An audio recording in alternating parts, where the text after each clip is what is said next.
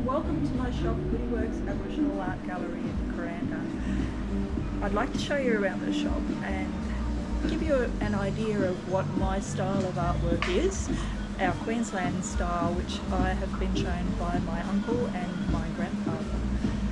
As you come into the shop, you'll be able to see that there's a whole heap of different designs.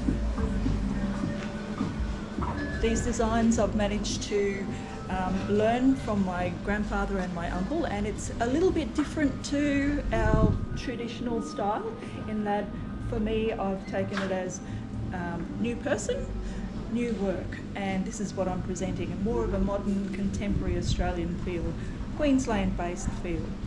So I've been operating in Kuranda now for 3 years. I did start by mistake, which was a really funny thing. I came actually looking for another artist for another purpose, and managed to walk away with the shop on the same day, which was really funny. It took me three months to get my artwork together, and it was for one of the market stalls downstairs at the original Kuranda markets, and I ended up selling everything in one weekend, so it was pretty amazing. But I came up one day when it was raining downstairs and saw this shop and realised that I had to come into the shop and make a go of it here, and I have not looked back since. So some of the artworks that are on display, like these are more of my commercial style of work. I do some finer works, but it was important for me to get together a large body of commercial works to be able to sell and reproduce in the shop. A large percentage of the works that are sold in the shop at the moment are reproductions, and I do limited editions, only to 35 as the max. Earlier days I was setting them at 25. So I've been completely self-funded. I am pretty proud of that as well. So if we look at one of the images on the wall here, I can tell you a little bit of a story about it. It is, this one's actually called Barramundi Breeding.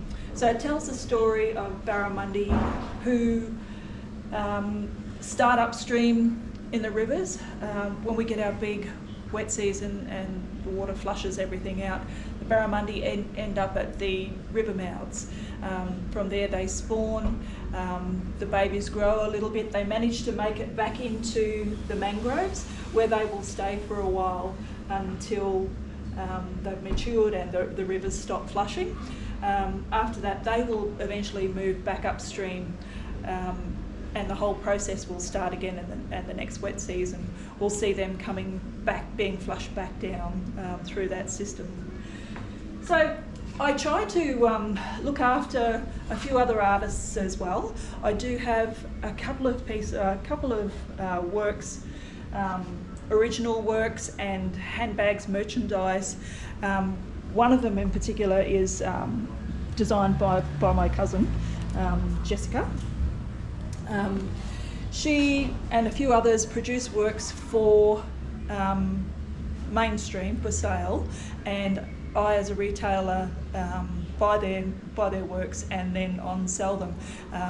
The company looks after them in that they are paid royalties for every sale that goes ahead.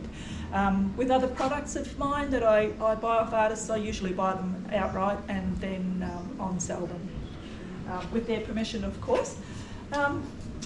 Some of the other works that I have in the shop, I do a multitude of colours, mainly talking about reef and rainforest. So as you can see, this lovely green one here, which is green sea turtles on the reef. Down below we have another one which is more of an outback sort of feel, and it tells the story of some owls that followed us on our first trip to Musgrave Station, which is our traditional country.